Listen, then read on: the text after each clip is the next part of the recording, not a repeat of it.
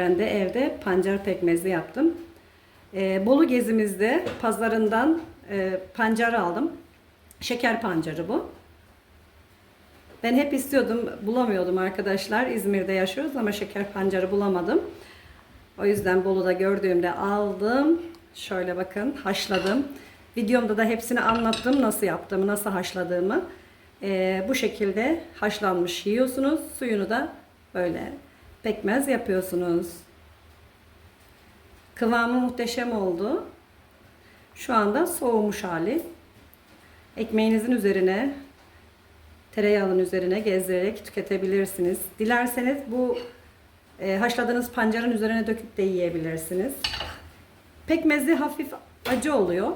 Bu normal bir tat. Şimdi yapımına geçeyim. Pekmezi nasıl yaptığımı sizlere tüm ayrıntılarıyla anlattım. Eğer ki sizler de yapmak isterseniz benim videomdaki gibi yapabilirsiniz. Şimdi izleyelim bakalım. Merhaba arkadaşlar, YouTube kanalıma hoş geldiniz. Bugün ben düdüklü tencerede pancar haşladım. Bu şeker pancarı. Şeker pancarını güzelce yıkadım. Tencereye koydum. İçerisine de soğuk su koydum. Düdüklü tencerenin ağzını kapattım. 45 dakika orta ateşte, ortanın biraz daha altı kısık ateşte güzelce kaynattım. Kapağını açtım. Bakın bunlar güzel pişmişler. Şimdi onları soyup nasıl piştiklerini sizlere göstereceğim.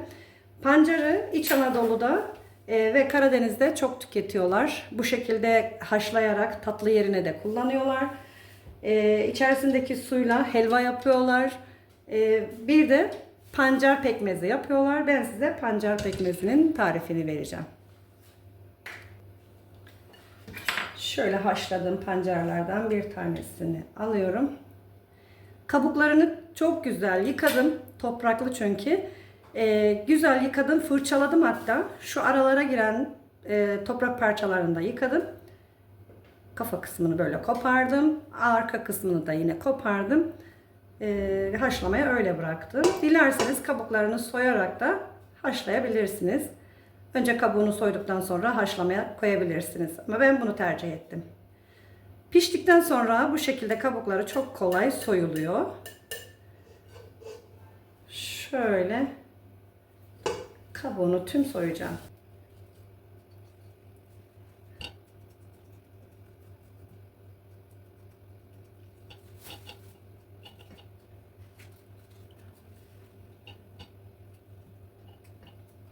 Kabuklarını çok güzel soydum.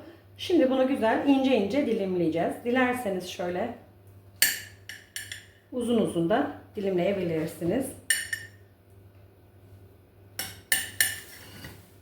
Bakın harika bir şekilde pişti. Bunu buradan ısıra ısıra yiyorsunuz. Böyle. Hiçbir şekilde şeker veya da başka bir şey eklemiyorsunuz. Zaten çok tatlı bir bitki. Şeker pancarı bu. Şekerin yapıldığı pancar bu işte.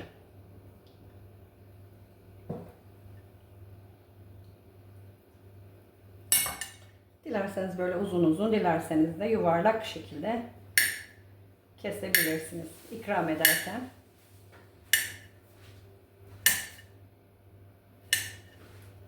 Dediğim gibi hiçbir şey ilave etmeden, ne ceviz, ne pekmez, ne de bal, hiçbir şey ilave etmiyorsunuz. Kendi şekeri zaten yetiyor.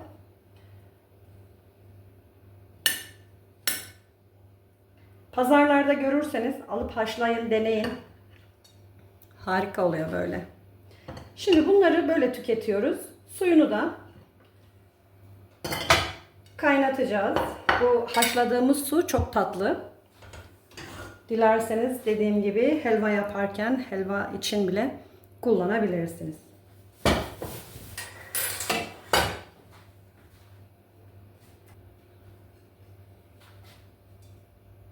Normalde böyle büyük büyük oluyor. Ben biraz küçüklerini seçtim. Biraz böyle ufaklarından aldım. Haşladığım suyu tavanın içerisine süzüyorum.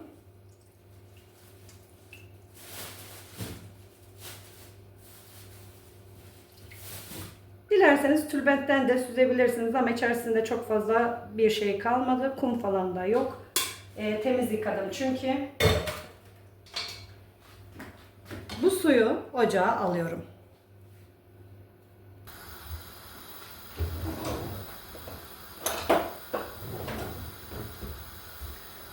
Pancarımızın suyu kaynamaya başladı.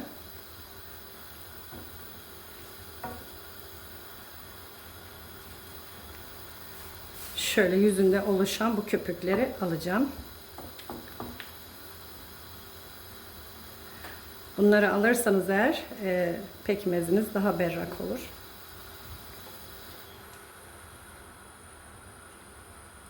Suyun daha hızlı uçması için böyle geniş bir kaba koydum. Dilerseniz tencerede de pişirebilirsiniz. Şu köpükleri alalım.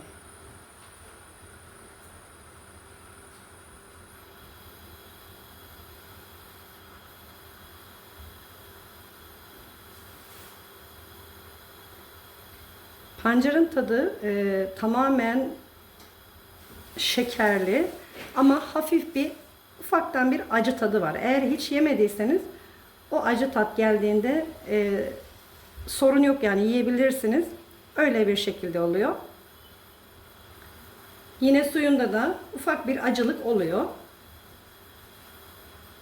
Bunlar normal durumlar. Merak etmeyin yani. İlk defa deniyorsanız çünkü endişelenebilirsiniz ama endişeye mahal yok.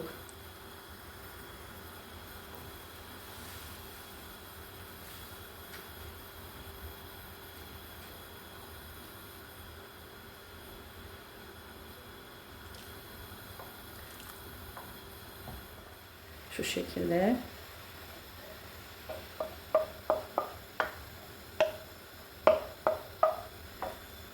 Altını söndürüyorum. Bakın köpük köpük olmaya başladı. Aynen reçel yaptığımız şekilde köpürüyor. Altını söndürdüm. Soğuyunca biraz daha katılaşacak. Bayağı katı olacak. Pancarım ve suyu az olduğu için böyle bu kıvamda oldu. Bu kadar oldu. Bu kıvamda oldu. Şöyle bakın arkadaşlar. Soğuyan yerlerde kıvamını görüyorsunuz zaten. Şu şekilde. Bakın. Pekmez kıvamını aldı.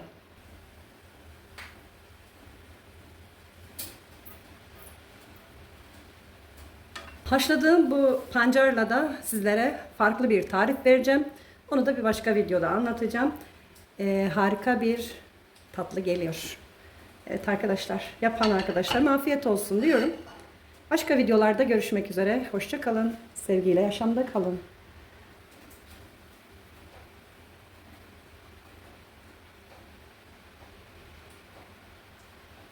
Soğuyunca böyle koyu bir kıvam alıyor.